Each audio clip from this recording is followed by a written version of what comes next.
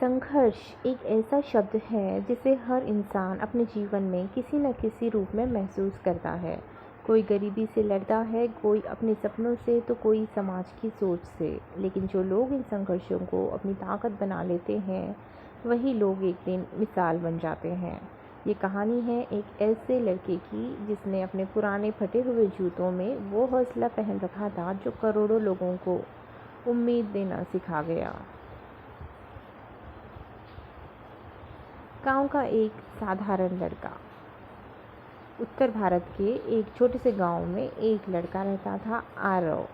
बचपन से ही उसका जीवन कठिनाइयों से भरा था। पिता ईंट भट्टे पर काम करते थे और माँ एक गंभीर बीमारी से पीड़ित थी।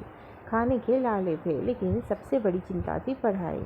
आरव को पढ़ना बहुत पसंद था, पर उसके पास न किताबें थी, न कपड़े और न ही ढंग के जूते। सालों से एक ही जोड़ी जूते पहन रहा था। वो जूते अब इतने घिस चुके थे कि उनमें जगह जगह छेद हो गए थे। स्कूल में बच्चे उसका मजाक उड़ाते, देखो इसके जूते, ये तो फटे हुए हैं, तू क्यों पढ़ने आता है, जा मजदूरी कर।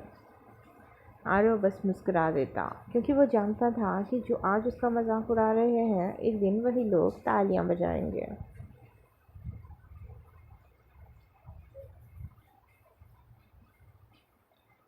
सर्दी की एक सुबह जब हिम्मत की परीक्षा हुई, एक दिन गांव में बहुत तेज सर्दी पड़ी। तापमान गिर चुका था और कोहरा इतना था कि 2 कदम आगे देख पाना भी मुश्किल था। आरव को स्कूल की वार्षिक परीक्षा देनी थी। रात को उसके जूते पानी में भीग गए थे और सुबह तक ठोस हो चुके थे। उसने जूते पहने, पर वे पहनते ही टूट गए। अब उसके पास कोई चप्पल भी नहीं थी। एक पल को वो रुका, माँ के चेहरे की ओर देखा, फिर नंगे पाँव चल पड़ा 5 किलोमीटर दूर स्कूल की ओर। रास्ते में उसके पैर कांपते रहे, कांटों से लहूलुहान हो गए, लेकिन उसके इरादे पत्थर से भी मजबूत थे। जब वह स्कूल पहुंचा तो उसके शिक्षक उसकी हालत देखकर हैरान रह गए। उन्होंने उसे अंदर बुलाया, बैठाया और पुराने जूतों की एक जोड़ी दी।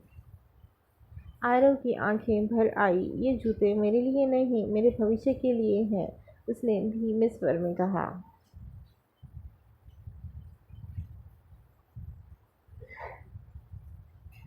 शब्दों की चोट और आत्मबल की ताकत। आरव जानता था कि गरीबी एक अभिशाप नहीं, एक चुनौती है।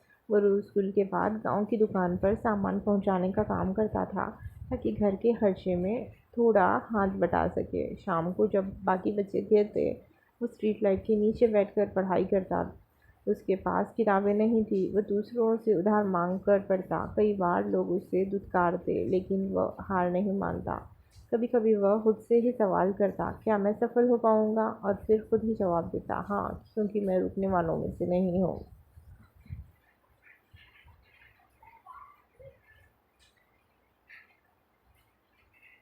सपनों की उड़ान, पहले पड़ाव तक पहुंचना। आरव ने हाई स्कूल की परीक्षा टॉप की। पूरा गांव हैरान था। वो फटे जूतों वाला लड़का अब नंबर 1 है। कई लोगों ने बधाई दी, कुछ ने जलन भी दिखाई, लेकिन आरव की आंखों में बस एक सपना था, आईएएस बनना। उसने शहर के एक कॉलेज में दाखिला लिया। वहाँ का माहौल उसके लिए बिल्कुल नया था। बड़ी-बड़ी इमारतें, अंग्रेज़ी बोलते छात्र, महंगे कपड़े। कई बार उसे लगा कि वो इस दुनिया का हिस्सा नहीं है। लेकिन उसने खुद से कहा, तुम यहाँ पहुँचने के लिए मेहनत से आए हो, किसी कृपा से नहीं। वो दिन रात पढ़ता, लाइब्रेरी में घंटों बिताता और पार्ट टाइम काम करता। कॉलेज की कैंटीन में बर्तन धोता, बच्चों को ट्यूशन पढ़ाता ताकि किताबें खरीद सके और सपनों को जिंदा रख सके।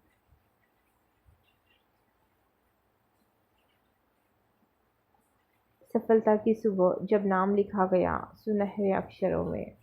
3 साल बाद आरव ने यूपीएससी की परीक्षा दी। इंटरव्यू में जब पूछा गया, आपके जीवन की सबसे बड़ी प्रेरणा क्या है, तो उसने कहा, मेरे फटे हुए जूते। सब हैरान थे। आरव ने बताया कि कैसे उसने उन्हीं जूतों में हौसले की यात्रा तय की। आज जब वह नई पॉलिश की हुई जूते पहनता है, तो उसे उन्हीं पुराने जूतों की याद आती है, जो उसके संघर्ष, उसकी तपस्या और उसकी उम्मीद के प्रतीक थे। जब परिणाम आया तो पूरे देश में उसकी सफलता की चर्चा होने लगी। वो आईएएस टॉपर बना।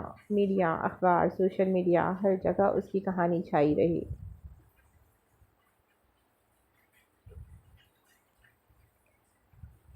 आज का आरव जो अब दूसरों के सपनों की वजह बन चुका है। आज आरव एक जिम्मेदार अफसर है, लेकिन वह कभी अपने बीते संघर्षों को नहीं भूला। उसने अपने गांव में एक स्कूल खोला है जहां वो बच्चों को मुफ्त शिक्षा देता है, खासकर उन बच्चों को जो गरीबी से लड़ रहे हैं। हर साल वह अपने छात्रों को एक पुरानी जोड़ी जूते की कहानी सुनाता है और कहता है, अगर तुम्हारे पास साधन नहीं है तो क्या हुआ, अगर तुम्हारे पास साहस है तो दुनिया भी तुम्हारी मुट्ठी में आ सकती है।